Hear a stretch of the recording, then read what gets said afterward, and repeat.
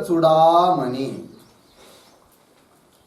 विवेक चूड़ामणि ग्रंथ में श्लोक नंबर है आज 227 बराबर। श्लोक का उच्चारण करते हैं।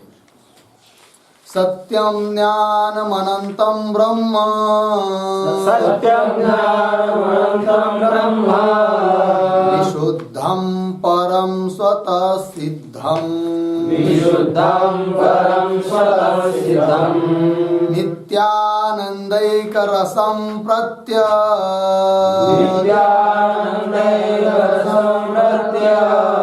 अभिन्नं निरन्तरं जयति, गभिन्नं निरन्तरं जयति। सत्यं ज्ञानमनन्तं ब्रह्म, विशुद्धं परं स्वतः सिद्धं, नित्यानन्दैकरसं गभिन्नं निरन्तरं जयति। ठीक है।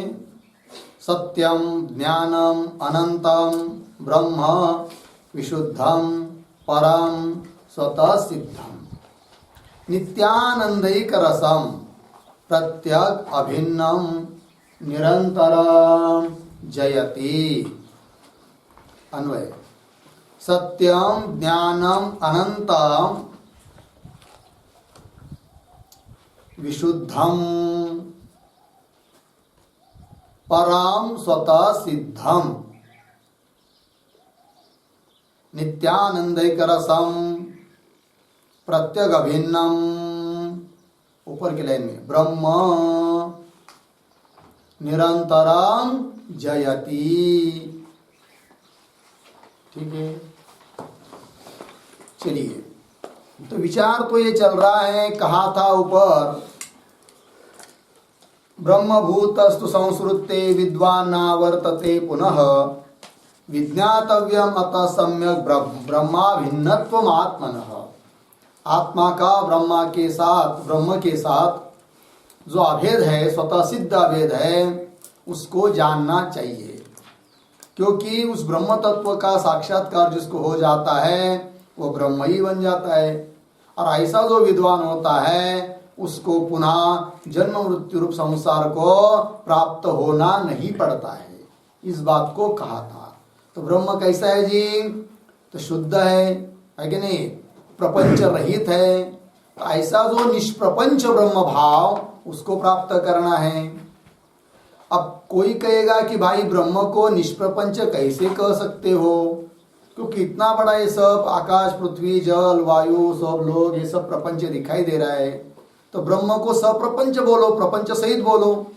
निष्प्रपंच ब्रह्म कैसा, प्रश्न हो सकता है। तो कहा जाता है कि भाई ब्रह्म भिन्न यावत पदार्थ माया का कार्य, ये समस्त जगत, ये प्रपंच मिथ्या है। और जो चीज मिथ्या होती है उस मिथ्या वस्तु के द्वारा किसी प्रकार का द्वैत निर्माण होता नहीं है। इसलिए प्रपंच जो दिखाई दे रहा है वो मिथ्या है। मिथ्या होने के कारण ब्रह्म में सप्रपंचत्व, प्रपंच सहितपना आ नहीं सकता। प्रपंच होने पर भी ये प्रपंच मिथ्या है। इसलिए ब्रह्म कैसा है जी? प्रपंच रहित ही है, निष्प्रपंच ही है। इन सभी बातों का वर्णन आप कर रहे हैं। तो कैसा है फिर वो ब्रह्म जिसको जानने से पुनः विद्वान को पुनः जन्म मृत्यु संसार में आना नहीं पड़ता है? तो ब्रह्म कैसा है? और जिस ब्रह्म का स्वरूप जो बता रहे हैं वो ज्ञान होने के बाद वो स्वरूप है। ज्ञान के पहले ब्रह्म का स्वरूप ऐसा नहीं है, ऐसी बात नहीं। सदैव वो वैसा की वैसा ही निष्प्रपंच ही ब्रह्म है। ठीक है जी। तो देखिए कैसा है। सत्यम ब्रह्म के बारे में कह दिया। ब्रह्म तत्व कैसा है जी? सत्यम। सत्यम शब्द करता है कालत्रये अपि बाध रहितम, कालत्रये अपि बाध रहितम।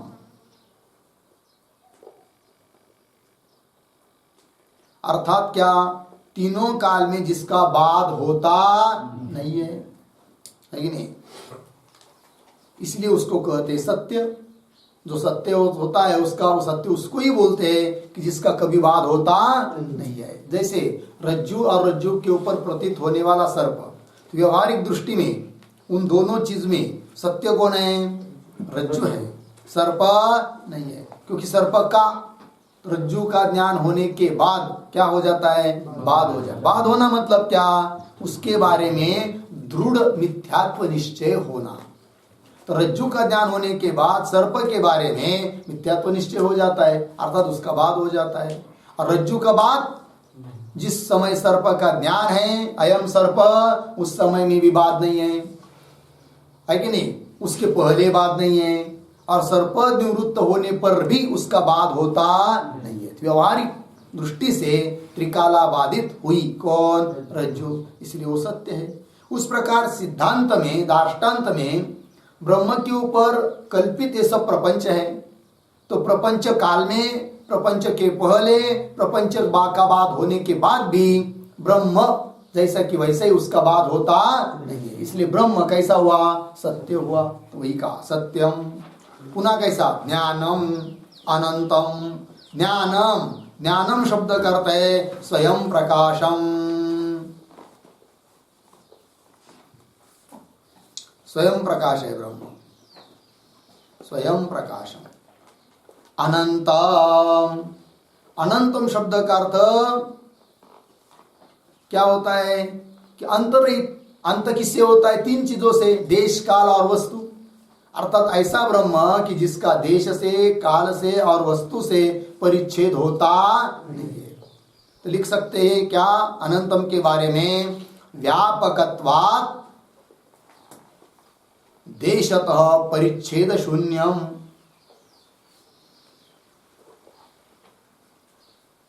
व्यापकत्वात् देशतः परिच्छेद शून्यम, अर्धविराम। नित्यत्वात्, नित्यत्वात् कालतः परिच्छेद शून्यम। कालतः परिच्छेद शून्यम। और अर्धविराम अद्वितीयत्वात्, अद्वितीयत्वात् वस्तुतः परिच्छेद शून्यम।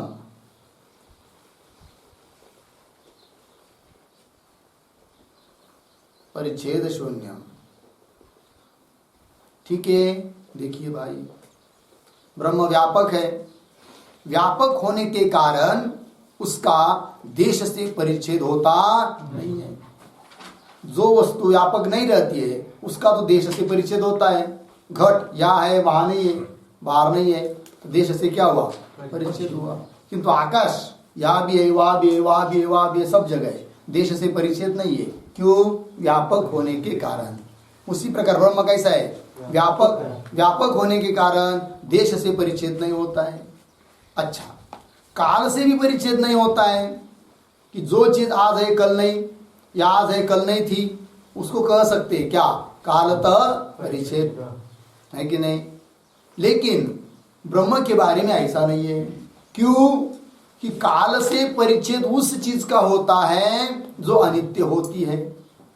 जैसे हम लोगों का शरीर जन्म के पहले नहीं था, अभी है, मरने के बाद नहीं रहेगा। एक काल में है, एक काल में नहीं है। अर्थात कालतः, काल के अनुसार उसका क्या हो जाता है? परिच्छेद हो जाता है कि खंडित हो जाता है। वो सदस्य हमेशा सभी काल में रहता नहीं है, काल से परिच्छेद हुआ। किंतु जो चीज नित्य है उसका काल से परिच्छेद होता नहीं है। उदाहरण, नैयायिकों की दृष्टि से आकाश नित्य है कि नहीं? इसलिए कालता परिच्छेद नहीं है। पहले भी आकाश था, अभी भी है, बाद में भी रहेगा। किंतु वेदांत दृष्टि से काल, आकाश का भी परिच्छेद हो जाता है, क्योंकि आकाश भी उत्पन्न होता है कि नहीं? क्या 5 भूतों में आकाश है? आकाश की भूतों की उत्पत्ति बताई है श्रुति ने, इसीलिए वो नैयायिकी के अनुसार आकाश का दृष्टांत दिया।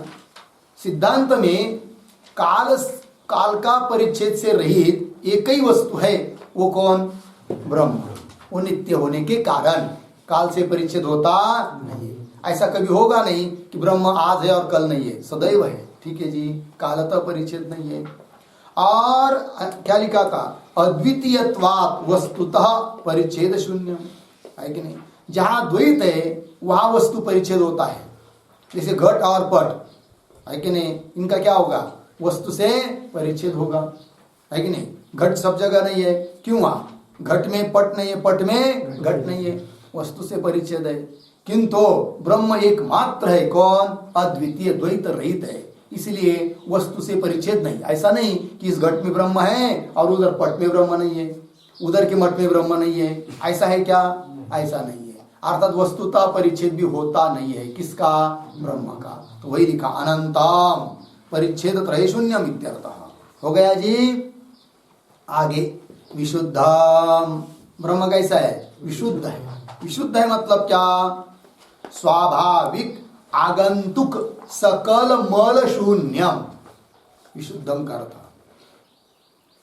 स्वाभाविक आगंतुक सकल मल शून्यम।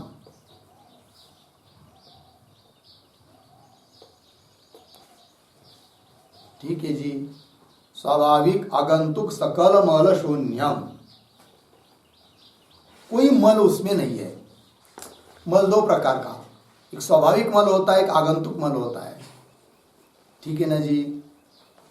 स्वाभाविक मल मतलब कैसा, स्वभाव सिद्ध उसमें गंदगी है, मल है, तो उसको क्या कहेंगे, स्वाभाविक मल। और आगंतुक मतलब किसी निमित्त से मल आ गया, तो उसको क्या कहेंगे, आगंतुक मल कहेंगे। उदाहरण समझ लीजिए, कोई एक आधा व्यक्ति है ना, और काला कलर है उसका, कल्पना करो, इतना काला कि केवल दिन में भी केवल दांत ही दिखाई देते हैं है कि नहीं। खेत के बीच में सुला देंगे, है कि नहीं, कौन से खेत में, जैसे नांगट झाली, नांगट क्या बोलेंगे उसको, ढेकळा नेऊन झोपवलं, ओळखूच येणार नहीं कि यहाँ पर क्या है, मिट्टी के ढेले पड़े हुए हैं कि कोई आदमी भी है कहीं, हंसा बिसा तो दांत दिखाई दे सकते होते ना ऐसे कुछ व्यक्ति, देखिए कभी, हाँ तो क्या हुआ जी, स्वाभाविक कालापन है। वो कितनी भी साबुन लगाएंगे, किसी भी कंपनी की लगाएंगे तो नहीं निकलेगा, स्वाभाविक कालापन है, ठीक है ना। कभी कभी क्या होता है, आगंतुक कालापन आ जाता है। आदमी तो है गोरा, लेकिन कहीं चूल्हे के आसपास के काम करना पड़ा, वारी लगेला है, कोयले में काम करना पड़ा, या पैदल गया पंढरपुर को, या से 2 महीना चलते हुए गया, धूप इसमें शरीर पर पड़ती रही तो काला शरीर हो गया। वो कालापन आया, वो हमेशा के लिए नहीं है, वो कैसा है, अगर वो जा सकता है, धीरे धीरे आपसे आप चला जाएगा, उसको भगाने के लिए कोई साबुन की भी जरूरत नहीं है, ठीक है ना जी। लेकिन ब्रह्म में उस प्रकार से कोई स्वाभाविक मल भी नहीं है और आगंतुक मल भी नहीं है, सदैव शुद्ध ही है, कौन, ब्रह्म। कौन शुद्ध है सदैव, मैं। समझ में आया जी चलिए, विशुद्धम स्वाभाविक आगंतुक सकल मल शून्यम। आगे लिखा है परम स्वतः सिद्धम, ठीक है जी। परम, परम का अर्थ लिखिए, परम मतलब मायातीतम। ब्रह्म कैसा है, मायातीत है। और कैसा है, स्वतः सिद्धम। स्वतः सिद्धम का अर्थ लिखिए, सत्तायाम स्फूर्तौ वा पर निरपेक्षम। सत्तायाम स्फूर्तौ वा पर निरपेक्षम।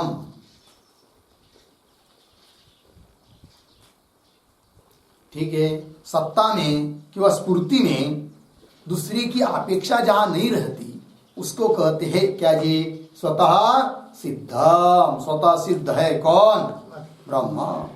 आगे चलते हैं, और कैसा है, नित्यानंदिक रसम, है कि नहीं। नित्य आनंद एक रस है, कौन, ब्रह्म। एक शब्द लिख सकते हो उसके लिए, दुखास्पृष्ट नित्य सुख स्वरूपम।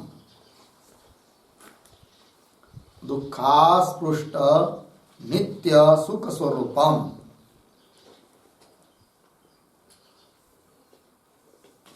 ठीक, दुखास्पृष्ट मतलब दुख का जिसके साथ कोई लेप नहीं, संबंध नहीं है, और नित्य सुख स्वरूप है, ऐसा है वो ब्रह्म।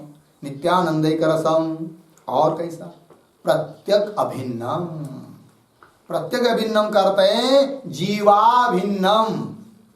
जीव और ब्रह्म का भेद है नहीं, भ्रम के कारण प्रतीत हो रहा है, वो कल्पित है, वस्तुता भेद नहीं है, भेद हुआ नहीं, जीव ब्रह्म का भेद है नहीं और भेद होगा नहीं, किंतु जीवों को भेद प्रतीत हो रहा है। क्यों? परिचिन्न वस्तु को पकड़ लिया, देह बुद्धि मन इत्यादि को पकड़ लिया। पकड़ लिया मतलब उसमें अहम रूप से तादात्म्याध्यास कर लिया। किसने? जीव ने। इसीलिए नहीं लग रहा है उनको क्या कि मैं ब्रह्म हूं करके। फिर क्या लग रहा है? देहो हम, मैं देह हूं, ये बुद्धि हो रही है। मैं ब्रह्म हूं, ये बुद्धि हो नहीं रही है। और करना क्या है जी हम लोगों को? बस इतना ही काम करना है। यही परमार्थ का अंतिम बात है। क्या जी? सब जितना भी क्रियाकलाप है पारमार्थी वो इसी के लिए है। याची लागी खूप मोठा अभंग आहे वो, काय रे? याची लागी हो तेगी तेजियले भोग, याची लागी हो केले नाना। पूरा अभंग बाद में देख लीजिए, निळोबराय का अभंग है, बहुत बड़ा है। इसके लिए ही केवल देह में जो अज्ञान के कारण देहोम बुद्धि हो चुकी है, उसका बात करना है। मैं देह नहीं हूं, देह का मेरे साथ कोई संबंध नहीं है, और इनका साक्षी दृष्टा मैं स्वतः सिद्ध ब्रह्म हूं, व्यापक हूं, एक अखंड एक रस हूं। ये निश्चय करना है कि नहीं जी? ये क्या है? जैसे मिट्टी का कोई वस्तु बना दिया है कि नहीं, मिट्टी के अलावा कुछ है नहीं है। उसी प्रकार ये जो हम लोगों के शरीर है ना, कुछ नहीं, हाड़ मांस रक्त मज्जा है कि नहीं, ये अस्थि, ये सब बहुत सारी इसमें चीजें, उसका एक गठुड़ा ये शरीर है, कुछ नहीं उसमें, चिखल का बस गोला है कि नहीं। लेकिन क्या हुआ इसमें? क्या कर लिया हम लोगों ने? तादात्म्य कर लिया, यही गड़बड़ हुई। यहाँ से संसार चालू हुआ, और जिसके कारण संसार चालू हुआ उसको छोड़ना है कि शरीर मैं नहीं हूँ, शरीर का मेरे साथ कोई संबंध नहीं है। और शरीर मैं नहीं हूँ तो शरीर के संबंधी बाकी के वस्तु व्यक्ति चीजें ये भी मैं नहीं हूँ, और न मेरे है न मेरा इनके साथ कोई संबंध है। क्योंकि ये जन्म तो शरीर का अभी हुआ, जन्म हुआ, शरीर में तादात्म्य करने लग गया, तो आसपास के बगल के वस्तु और व्यक्तियों में मैं पना हो गया। इसके पहले मैं कहा था पता नहीं है कि नहीं, जीव रूप से। और देखा जाए तो ये जीव दशा भी क्यों आई है? केवल अज्ञान के कारण है। स्वयं को स्वतः सिद्ध ब्रह्म जान लेंगे कि हम इदम इत्थम अहम ब्रह्मास्मि, नित्य शुद्ध अखंड एक रस ब्रह्म मैं हूं, बस हो गया कल्याण, अब कुछ बाकी नहीं रहेगा। ठीक है जी, वही लिखा है प्रत्यग अभिन्नम। प्रत्यग अभिन्नम का क्या अर्थ लिखा जी? जीवाभिन्नम, जीव से अभिन्न। कौन? ब्रह्म। कैसा है? निरंतरम जयति, निरंतरम सततम जयति। जयति मतलब क्या? जयति के ऊपर एक वाक्य, निर्भेदम निर्भेदम अखंडम ब्रह्म,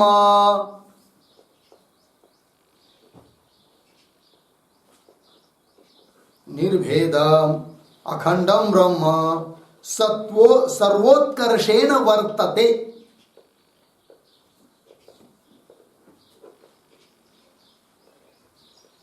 सर्वोत्कर्षेण वर्तते इत्यर्थः।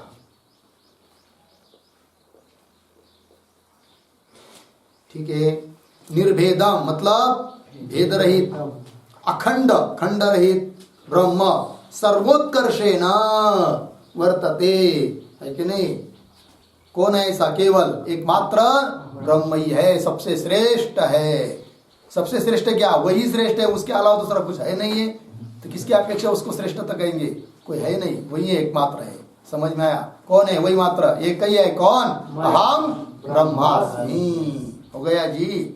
चलिए आगे लगा श्लोक, आगे के श्लोक को पढ़ते हैं।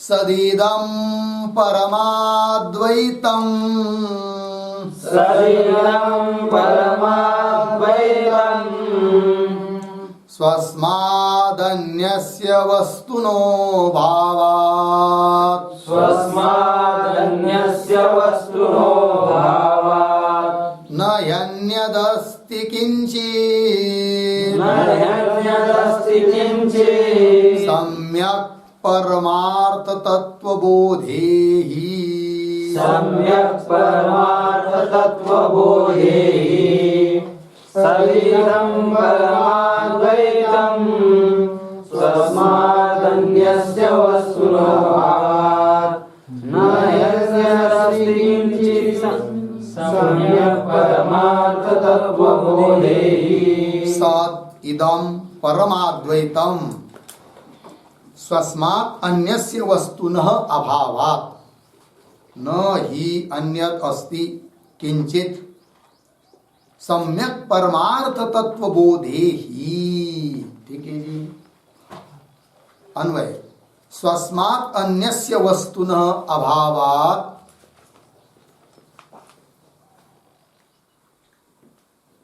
स्वस्मात् अन्यस्य वस्तुनः अभावात् इदं परमाद्वैतम् इदं परमाद्वैतम् सत् आगे ही सम्यक परमार्थ तत्वबोधे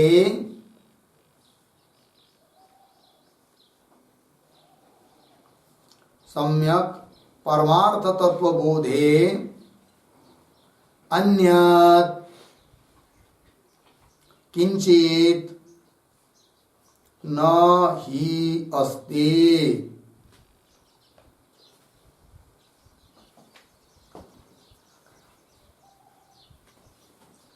न ही अस्ति। झालं? अब बघा स्वस्मात् अन्यस्य आता अभी श्लोक में कहा था अनंतम ब्रह्म कैसा है अनंत है अर्थात देश काल वस्तु परिचय से रहित है। तो अनंत शब्द के तीन अर्थ हुए देश परिच्छेद रहित काल परिच्छेद रहित वस्तु परिच्छेद रहित। उनमें जो एक भाग वस्तु परिच्छेद रहितता वस्तु परिच्छेद शून्य है ब्रह्म उसका उपादन कर रहे श्लोक में स्पष्टीकरण कर रहे। देखिए भाई तो स्वस्मात् अन्यस्य वस्तुनः अभावात् मिला पंक्ति स्वस्मात् अन्यस्य मतलब अपने से अतिरिक्त ब्रह्म से अतिरिक्त अन्य वस्तुओं का क्या है जी अभाव है। अभाव होने के कारण इदम परम अद्वैतम इदम इदम शब्द करता है प्रकृतम ब्रह्म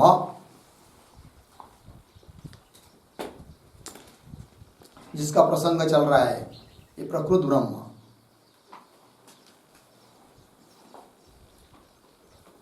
परम अद्वैतम अद्वैत है। क्यों अद्वैत है कि स्वस्मात् अन्यस्य वस्तुनः अभाव परम अद्वैत है। अद्वैत ब्रह्म है। अद्वैत है मतलब क्या अद्वैत शब्द के ऊपर एक वाक्य न विद्यते द्वैतम न विद्यते द्वैतम द्वयो बराबर द्वयोः भावः द्विता द्वयोः भावः द्विता अर्धविराम द्विता एव द्वैतम द्विता एव द्वैतम यत्र तत् भेद शून्यम बराबर अद्वैतम अद्वैतम अर्ध पूर्ण विराम परमं च तद अद्वैतम परमाद्वैतम परमं च तद अद्वैतम च परमाद्वैतम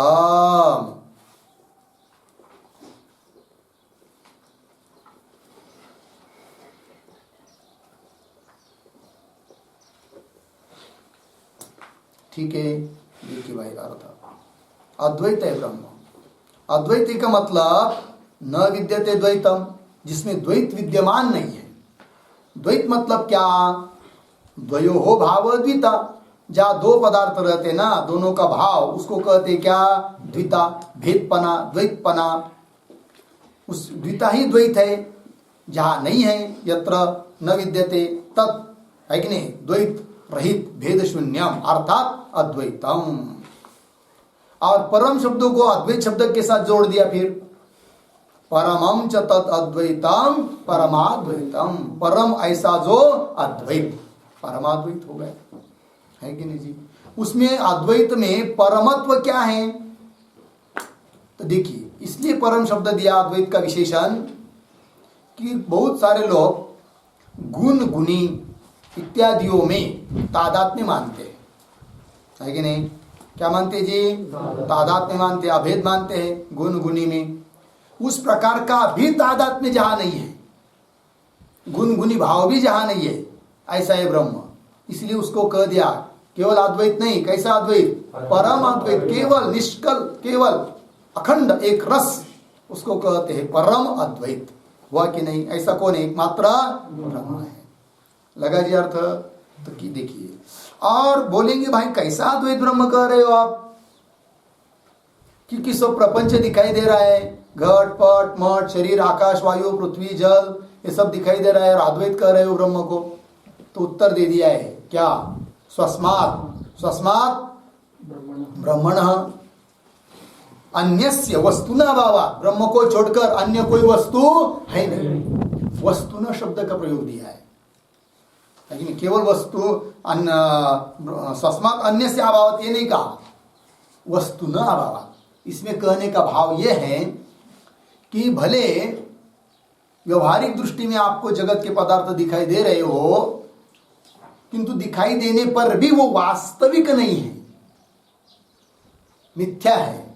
इस बात को बताने के लिए शब्द प्रयोग किया, कौन सा? वस्तुना, वास्तविक नहीं है। यदि वास्तविक रहते, परमार्थ तो रहते जगत के पदार्थ, तब तो द्वैत निर्माण होता, किंतु कल्पित वस्तु से द्वैत निर्माण होता नहीं है कि नहीं? आपके जेब में 500 रुपए की नोट है, जो भारत सरकार से जारी की हुई है, ठीक है, और किसी ने आपको 2000 रुपये मांगा, लेकिन आप बोल रहे नहीं भाई मेरे पास 500 ही रुपये है। फिर थोड़े से आगे दोनों साथ साथ चले गए, दुकान में गए और कुछ खरीदना था, तो पैसा निकाला जेब में से, तो बहुत सारी 500 की नोट थी। फिर वो मित्र आपका बोलने लगा, क्यों झूठ बोला, इतने पैसे आपके पास, और बोल रहा है पैसे नहीं करके। हाँ, मैं तो 2000 मांगा था, आपके बहुत पैसे, 500 बहुत सारी नोट है। तब उसने बताया, भाई देखो इनमें से ये सच है, अरे बाकी की बच्चों वो तो हमारे मांगते हैं ना पैसा घर में, उसको खिलौने के लिए देते हैं, वो तो 1 रुपए में सब मिल जाती है नोट, है कि नहीं? वो झूठी है। कहने का तात्पर्य, कल्पित वस्तु के द्वारा द्वैत निर्माण होता नहीं है। ब्रह्म के अलावा बाकी सब कैसा है जी? वास्तव है क्या? नहीं है। तो होने पर भी उससे, उस प्रपंच से ब्रह्म की अद्वैतता बिगड़ती नहीं है, क्योंकि वस्तुतः पदार्थों का, अन्य पदार्थों का क्या है? अभाव है। तो वस्तुना के ऊपर एक वाक्य लिखिए, वस्तुपदेन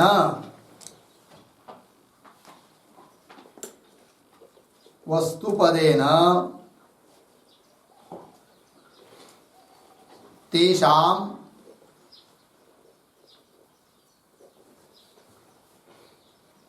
माया कार्य पदार्थानां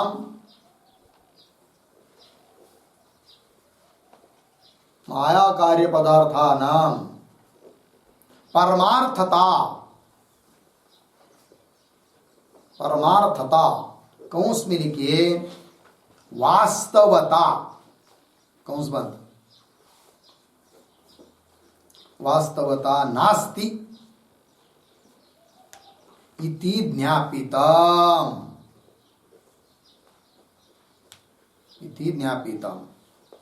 पूर्ण विराम, कल्पितेन भेदाभावात्,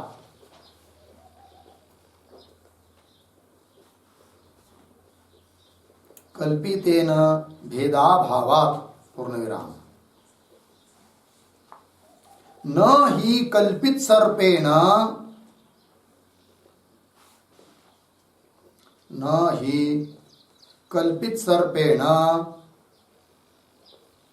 सद्वितीयत्वं रज्वाः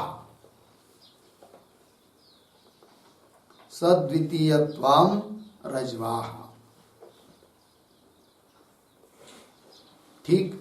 चलिए भाई अर्थ तो वस्तुनाभावात वस्तुपद का उच्चारण करके ग्रंथकार ने दिखा दिया कि वस्तुपदेन तेषाम अविद्याकारी पदार्थानाम अविद्याकारी जो पदार्थ है उनको परमार्थता अर्थात वास्तवता नहीं है, ये बात दिखाई दी। क्यों? कल्पितेन भेदाभावात कल्पित वस्तु से कोई भेद सिद्ध होता नहीं है। उदाहरण दिया नहीं कल्पित सर्पेण सद्वितीयत्वं रज्वाः, रज्जु है और उसके ऊपर सर्प की प्रतीति हुई, इसका मतलब रज्जु में द्वैतपना आ जाएगा क्या? नहीं आता है। रज्जु तो अकेली ही है।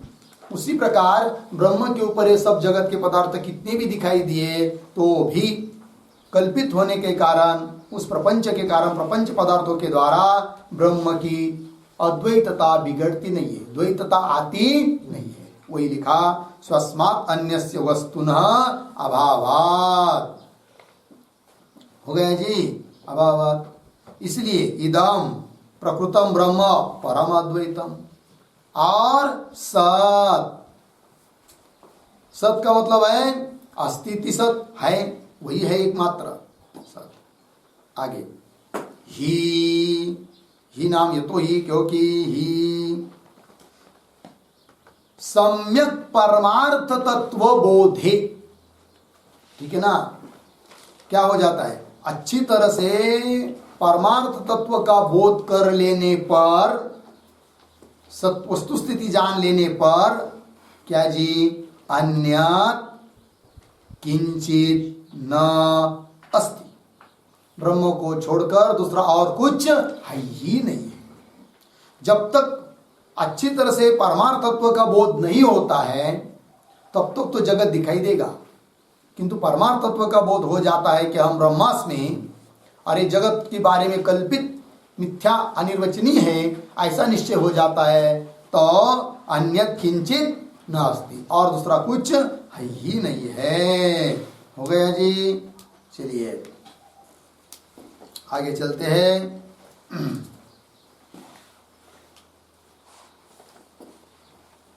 आगे के श्लोक में जाएंगे। हो गया ना पूरा श्लोक? आगे यदिदं सकलं विश्वम्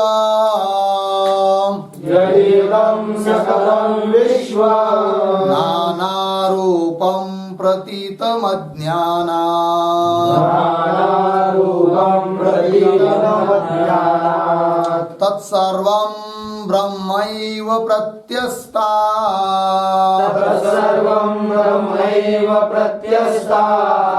शेषभावना दोषम्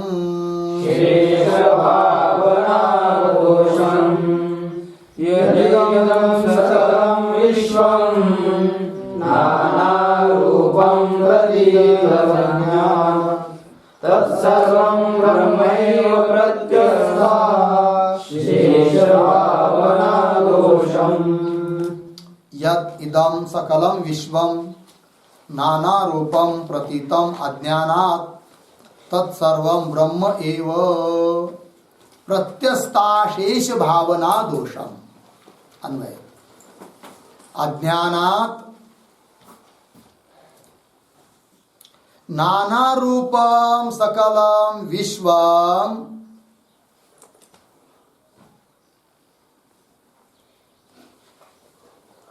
नानारूपं सकलं विश्वं यत् इदं प्रतीतम् यत् इदं प्रतीतम् नीचे तत्सर्वं प्रत्यस्त अशेष भावना दोषम ब्रह्म एव।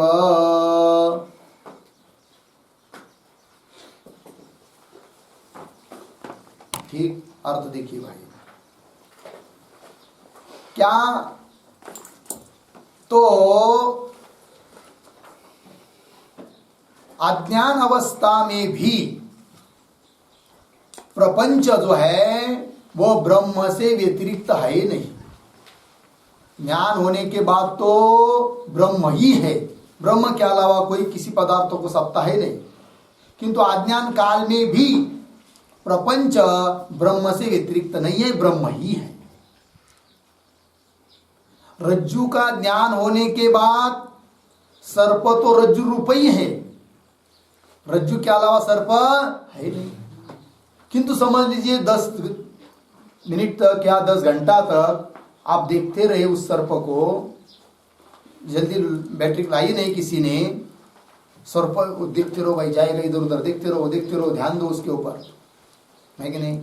फिर 2 घंटे के बाद किसी ने टॉर्च लाया, पता चला तो ये रज्जु है, सर्प नहीं है। अब ज्ञान होने के बाद तो सर्प रज्जु के अतिरिक्त है ही नहीं। किंतु जब तक रज्जु का ज्ञान नहीं था, सर्प बुद्धि थी कि सर्प है करके ध्यान दो करके, उस समय क्या सर्प रज्जु से अतिरिक्त था क्या? नहीं है, अतिरिक्त है ही नहीं वो उस समय में भी, अज्ञान काल में भी। उसी प्रकार ये जगत रूप प्रपंच ब्रह्म का ज्ञान होने के बाद तो है ही नहीं, किंतु अज्ञान काल में जब हमको जगत की प्रतीति आ रही है, उस समय में भी क्या ये प्रपंच ब्रह्म के अलावा इसकी सत्ता है नहीं, ब्रह्म ही है। समझ में आया ना? ठीक है। तो इदम सर्वम क्या? इदम सर्वम खल्विदम ब्रह्म, सर्वम खल्विदम ब्रह्म, सब कुछ क्या है? ब्रह्म ही है। ठीक है ना? ऐसा निश्चय कर लेना चाहिए। देखिए श्लोक अन्वय हुआ ना? अज्ञानात्, अज्ञान के कारण नाना रूपम सकलम विश्वम यदिदम प्रतीतम, प्रतीतम का अर्थ है कल्पितम।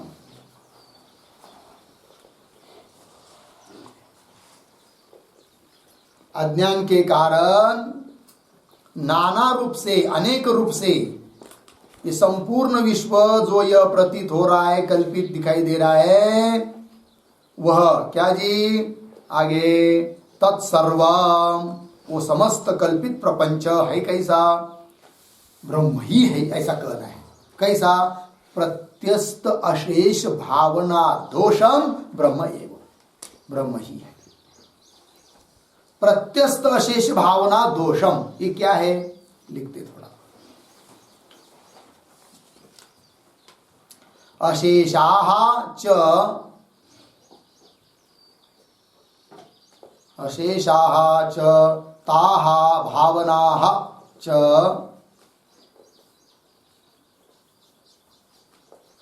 अशेषाः च ताः भावनाः च अशेष भावनाः।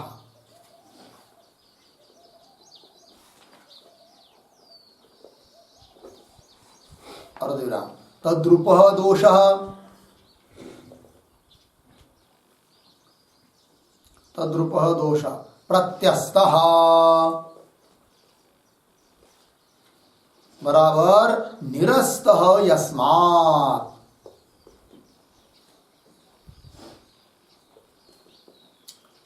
निरस्तः यस्मात् तत् प्रत्यस्ताशेष भावना दोषम, तत् वही शब्द श्लोक का, प्रत्यस्ताशेष भावना दोषम बराबर उसका अर्थ लिखा गया। और पर्यायवाची शब्द सकल कल्पना रूप दोष शून्य, सकल कल्पना रूप दोष शून्यम हो गया। ब्रह्म एवं श्लोक का पद है, ब्रह्म ही है। अर्थ देखिए, अशेषाः च ताः भावनाः च, अशेष भावना, अशेष नाम संपूर्ण, भावना मतलब कल्पना, अशेषाः च ताः भावनाः च अशेष भावना, संपूर्ण प्रकार की जो कल्पना, तद्रूप दोष, वही है दोष, कल्पना ही दोष है। और ये जगत की क्या हुई? सब कल्पना ही है, मनोमात्र जगत है, कल्पना मात्र है ही नहीं, है कि नहीं? स्वप्न में बहुत सारे पदार्थ दिखते हैं, वस्तु व्यक्ति भी दिखते हैं, किंतु वस्तुतः है क्या? है क्या? सब कल्पना मात्र है, केवल मन का विलास है और कुछ नहीं है। यदि वो सच रहता तो जागृत में आने के बाद साथ साथ आ जाता है कि नहीं? कि आता है क्या? नहीं आता है। स्वप्न का कोई पदार्थ जागृत में काम नहीं देता है। नहीं तो किसी को स्वप्न में धन मिल गया तो जागृत में श्रीमंत तो होना चाहिए। होता है क्या ऐसा? नहीं होता है। क्यों? कल्पना मात्र है कि नहीं? उस कल्पना रूप दोष से रहित शुद्ध साक्षी ही है स्वप्नावस्था में भी। स्वप्नावस्था में भी क्या है जी? उस कल्पना रूप दोष से रहित, उसमें कोई नहीं है, दोष नहीं है, से रहित क्या है? साक्षी है। उसी प्रकार ये समस्त प्रपंच की क्या हुई है? कल्पना है कि नहीं? तो अशेषाश्च ताहा भावना च, अशेष भावना तद्रूप दोष, वही है दोष। और प्रत्यस्त निरस्त यस्मात्, वो दोष है नहीं जिसमें, ब्रह्म में। साक्षी के दृष्टि से थोड़ी स्वप्न है कि नहीं? आप कल्पना कर रहे हैं, आपके मन की दृष्टि से स्वप्न दिखाई दे रहे हैं। उस प्रकार इधर सिद्धांत में ब्रह्म की दृष्टि से देखा जाए तो जगत नाम की कोई पदार्थ है नहीं है। सकल कल्पना रूप दोष से रहित है कौन? ब्रह्म। उसी को यहाँ पर एक शब्द में लिख दिया, प्रत्यस्त अशेष भावना दोषम। प्रत्यस्त का अर्थ कर दिया निरस्त। निरस्त हुआ है यस्मात् तत्, कौन? प्रत्यस्त अशेष भावना दोषम। दूसरे शब्द में कह दिया सकल कल्पना रूप दोष शून्य। जितनी भी कल्पना हो रही है उन सब कल्पना रूपी दोष से शून्य है कौन? हाँ है जी, वही लिखा प्रत्यस्त श्लोक में, प्रत्यस्त अशेष भावना दोषम ब्रह्म एव। सदैव ब्रह्म ही है। ज्ञान काल में ब्रह्म है, अज्ञान अवस्था काल में भी भले आपको ब्रह्म नहीं प्रतीत हो रहा है, जगत प्रतीत हो रहा है, किंतु है क्या? ब्रह्म ही है। ब्रह्म के अलावा कुछ नहीं है कि नहीं? ब्रह्म बोध न होने पर भी यदि आदमी बोलता रहा कि सब ब्रह्म ही है, ब्रह्म ही है, ब्रह्म ही है, तो भी उसको पुण्य लगेगा, क्योंकि सच तो बोल रहा है कि नहीं? हाँ, अरे जगत को सत्य कहेंगे तो क्या है? वही पाप है। पाप की शुरुआत वही है, ठीक है ना जी? जगत और देह में तादात्म्य, यही पाप है, बड़ा पाप है। तादात्म्य छोड़ दिया सभी पाप कट जाएंगे। बस अहम ब्रह्मास्मि निश्चय करना है, ठीक है जी? बहुत मेहनत करना पड़ती है, उसके लिए करना पड़ेगी। ऐसा नहीं है कि सरलता से सुन लिया ब्रह्मबोध हो गया। रात दिन तेवी सदभ्यासे निरंतर चित्तासी परम पुरुषाची मोहर लावी, मग शरीर राहु अथवा शरीर का भी विचार नहीं करना पड़ता है। बस अहम ब्रह्मास्मि, नहीं? क्योंकि वो निर्गुण निराकार है ना जी। उसमें बुद्धि को स्थिर करना इतना सरल बात थोड़ी है। यदि वो सगुण साकार होता तो बहुत आसान बात हो जाती है कि नहीं? बस पकड़ लिया, हाँ ये आकार है, बस हो गया काम। किंतु ऐसा है नहीं है। न आकार है, न प्रकार है, न रूप है, न रंग है, न जाति है, न व्यक्ति, न कुछ दिखाई देता है, किंतु नहीं, ये कह नहीं सकती। क्योंकि प्रतिदिन सबको मैं हूं की भावना हो रही है, और वो झूठा ही नहीं, अनुभव है सबका। लेकिन गड़बड़ इतना ही है कि मैं हूं, किंतु देह को उसके साथ जोड़ लिया। देह को लेकर बोल रहे हम लोग मैं हूं करके, बुद्धि को लेकर, मन को लेकर बोल रहे, और इनको बाजुला करके, अलग करके अहम ब्रह्मास्मि ये निश्चय करना है कि नहीं जी? वो ब्रह्मबोध है। हो गया? चलिए फिर हो गया ने श्लोक। आगे के श्लोक को पढ़ते हैं। क्या श्लोक है आगे का? होगा क्या नहीं होगा? होगा ना? लेते उसको। अब इस बात को दृष्टांत देकर समझा रहे ग्रंथकार, है कि नहीं? क्या ये सब कुछ ब्रह्म ही है, ब्रह्म के अलावा कुछ नहीं है। दृष्टांत देकर समझा रहे, और कुछ विशेष नहीं है, ठीक है जी? मृत कार्य भूतोपि मृदो न भिन्नः,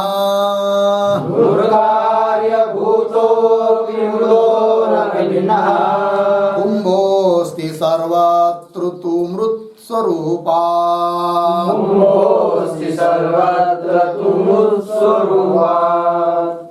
न कुंभरूपं पृथगस्ति कुंभः,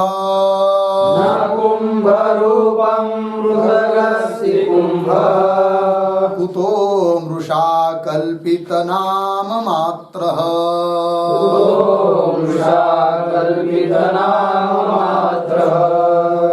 मृत्कार्यभूतोऽपि मृदो न भिन्नः कुम्भोऽसि सर्वत्र तु मृत्स्वरूपात् न कुम्भरूपं तदस्ति कुम्भः कृतो मृषा कल्पितनाममात्रः मृत कार्यभूतः अपि मृदः न भिन्नः कुम्भः अस्ति सर्वत्र तो मृत स्वरूपात् न कुम्भरूपं पृथक् अस्ति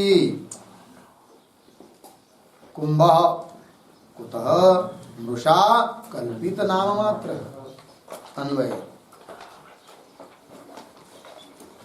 मृत कार्यभूत अपि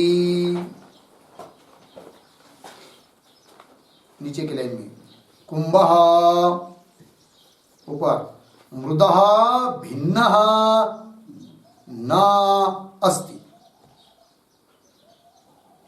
सर्वत्र तो मृत स्वरूपात् हो गया। तीसरी लाइन में जाएंगे कुंभ रूपम पृथक न अस्ति मृषा कल्पित नाम मात्रः कुंभः कुतः हो गया। अर्थ देखिए भाई मृत कार्य भूत अपि कुंभ कुंभ कुंभ मतलब घट कैसा है मृत कार्य भूत मृत कार्य भूत का अर्थ लिखे मृत उपादेय अपि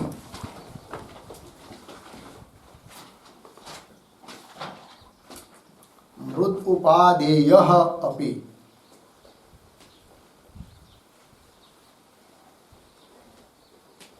मृत उपादेय अपि उपादेय कहते कार्य को मतलब मिट्टी का कार्य होने पर भी कुंभ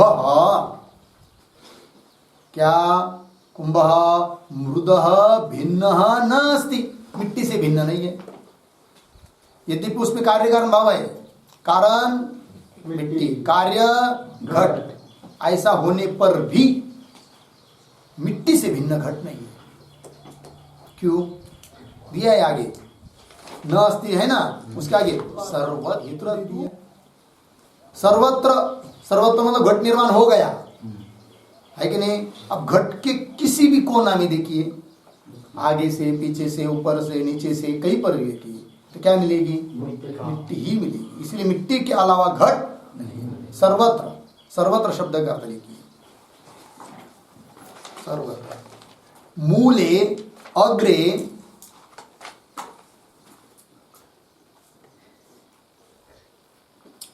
पार्श्वयोः वा पार्श्वयोः वा सर्वत्र अपि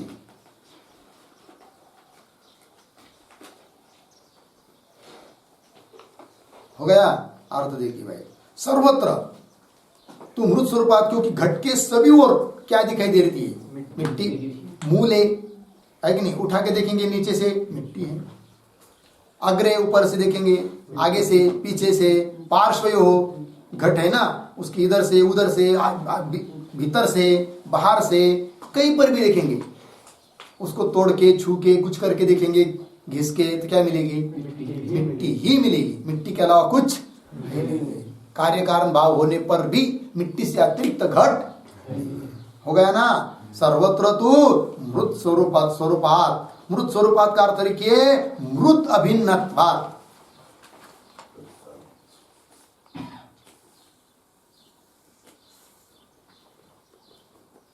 मृत अभिन्नत्वात् मिट्टी से अभिन्न नहीं है वो घट। सच देखा जाए ना बस मिट्टी को ही थोड़ा सा इधर उधर ऐसा ऐसा गोल गोल बना दिया तो उसका नाम पड़ गया घट।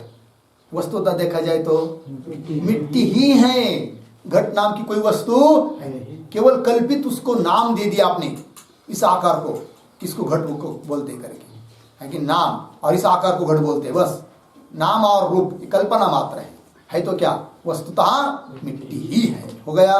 देखिए सर्वत्र तो मृत स्वरूपात। आगे कुंभ रूपम पृथक न अस्ति, ये है ना, कुंभ रूपम, कुंभ का रूप मिट्टी से पृथक नहीं। एक वाक्य लिखिए इस पर।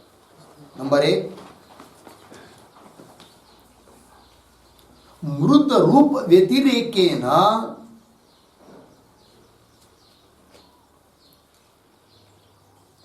मृत रूप व्यतिरेकेन कुंभस्य रूपम नीलादिकम नास्ति।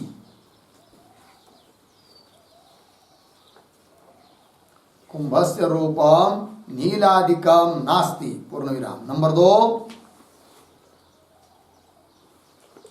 मृत आकार व्यतिरेकेन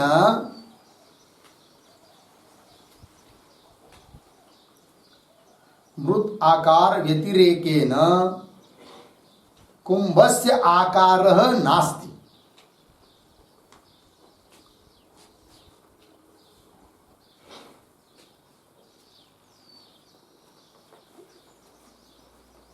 आकारः नास्ति, अर्धविराम। आकार विशेष विशिष्टा, आकार विशेष विशिष्टा मृत एव कुंभः इति उच्यते।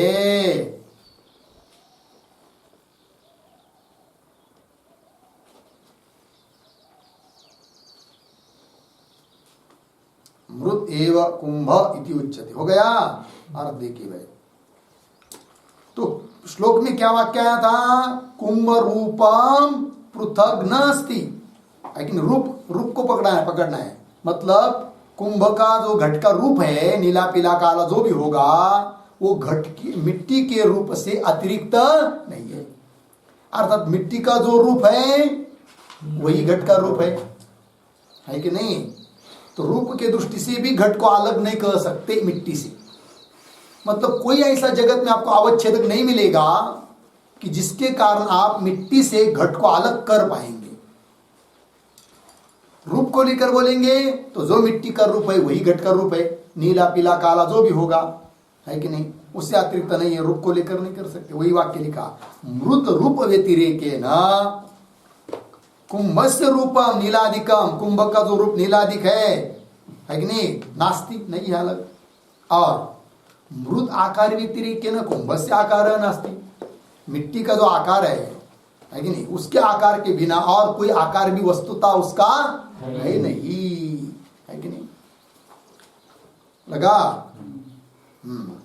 मृत आकार व्यतिरेकेन कुंभस्य आकार नास्ति, कुंभ का आकार नहीं है, बस मिट्टी का ही आकार है। मिट्टी को कभी आप ऐसा रख सकते, कभी ऐसा रख सकते, कभी ऐसा रखते। ये कुंभार ने क्या कर दिया, उसको ऐसा ऐसा बना के रख दिया, केवल इतना ही तो हुआ। इसका मतलब वो कोई अलग चीज बन गई क्या, कुछ नहीं है, मिट्टी ही है। देवदत्त है, बोले तो वो बैठा हुआ देवदत्त है, दिखाया किसने, देवदत्त किसको कहते हैं, ये कोई क्या देवदत्त है, बताया। फिर जब देखा उसने, सामने वाले ने, इसको देवदत्त कहते हैं, तो पालथी मान क्या पालथी लगा कर बैठा था, मांडी घालून बसला होता, है कि नहीं, शांत चित्त से बैठा था, देख रहा था सामने। और क्या हुआ, 2 घंटे के बाद उस व्यक्ति को, नए व्यक्ति को, जिसको ज्ञान करा दिया था देवदत्त करके, उसको जरूरत पड़ी देवदत्त के साथ। फिर वो चला गया खोजते हुए देवदत्त को, है कि नहीं। अब देखा, अरे उसको ही पूछ रहा है, वो देवदत्त कहाँ गया, देवदत्त कहाँ गया, वो किसी को पूछ रहा है, किसी को भी पूछ रहा है देवदत्त कहाँ है। बोले ये क्या है कि देवदत्त तुमको दिखाया था ना उस समय, थोड़ी देर पहले, 2 घंटे पहले दिखाया था देवदत्त करके। अब उसी को देख रहा है, समझ में नहीं आ रहा है तुमको कि देवदत्त करके। तो वो क्या बोलता है, अरे भाई जब मैंने देखा था तो वो पालथी लगा कर बैठा था, मांडी घालून बसला होता, अभी तो लेटा हुआ है, तो कैसा देवदत्त होगा। फिर वो क्या कहेगा दूसरा व्यक्ति, तुम पागल, अरे लेटा हो, चाहे बैठा हुआ हो, चाहे चलता हुआ हो, देवदत्त तो देवदत्त ही है। उसी प्रकार मिट्टी को आप ऐसा ठुस कर कई जगह रखे हो, चाहे उसका कुछ ऐसा तोड़ मोड़ के ऐसा आकार विकार देकर बैठे रखा हो, वो क्या है? सब मिट्टी ही है। मिट्टी के अलावा कुछ है कि नहीं? वही दे रहे। कुंभ रूपम लगाना मतलब रूप को लेकर आप मिट्टी से अलग नहीं कर सकते। किसको? कुंभ को। पहला वाक्य मृद व्यतिरेकेन कुंभस्य रूपम नीलाधिकम नास्ति। दूसरा क्या? मृद आकार व्यतिरेकेन कुंभस्य आकार नास्ति। क्यों? आकार विशेष विशिष्टा मृदेव, विशिष्ट प्रकार का आकार को ही मिट्टी का जो विशिष्ट प्रकार का आकार है उसको ही तुम कहते हो क्या? कुंभ। लेकिन कुंभ को एक मिट्टी से अलग क्या? दृष्टांत समझ में आया? श्रुति भी कहती है ना, वाचारंभणम विकारो नामधेयम, मृतिका इत्येव सत्यम, मिट्टी सत्य। वाचारंभणम विकारो नामधेयम, वाचारंभणम विकारो नामधेयम, मृतिका इत्येव सत्यम। छांदोग्य 6:1-4। मिट्टी ही सत्य है। हो गया ना? उस श्लोक में देखिए, कुंभ रूपम पृथक न अस्ति। लगा? आगे क्या लिखा है? मृषा कल्पित नाम मात्र। मृषा मतलब मिथ्या, कल्पित उसका क्या है? केवल नाम मात्र है। एक नाम धर दिया आपने। कुंभ कुतः, कुतः शब्द का अर्थ है कस्मात है। तो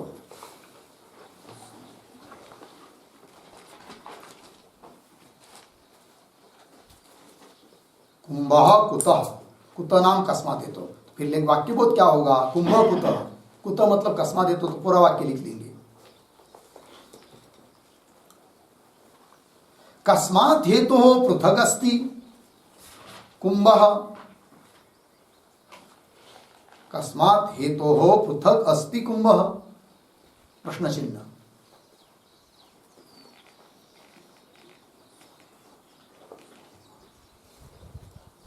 पूर्णविराम। आगे मृद रूप भिन्न रूपम नास्ति, मृद रूप भिन्न रूपम नास्ति, अर्धविराम। मृदाकार व्यतिरिक्ताकार नास्ति, मृदाकार व्यतिरिक्ताकार नास्ति, पूर्णविराम। कुंभ इति शब्दः परम कल्पितः,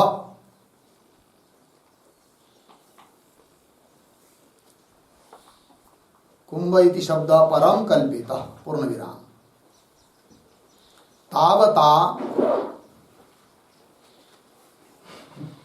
तावता एकः एव देवदत्तः, एकः एव देवदत्तः संकोचित हस्तपादः, संकोचित हस्तपादः प्रसारित हस्तपादः च, प्रसारित हस्तपादः च यथा न विद्यते, यथा न विद्यते तद्वत्,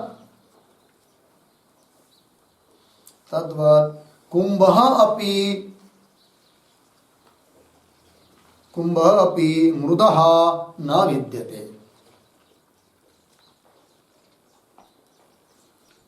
मृदः न विद्यते। हो गया जी? अर्थ देखिए भाई।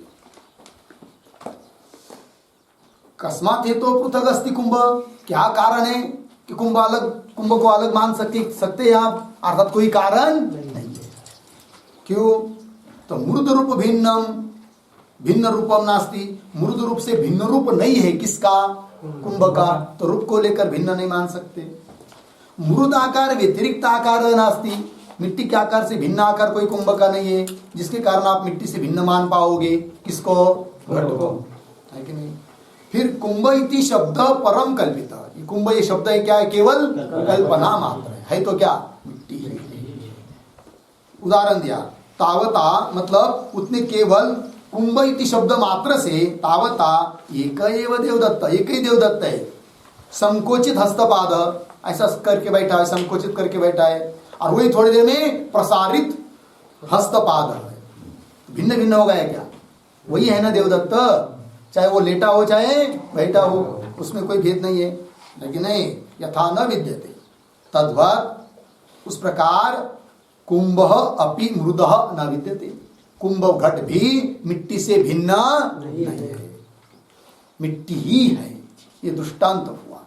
ये दाष्टांत क्या है वो आगे आगे आएगा, वही दाष्टांत है।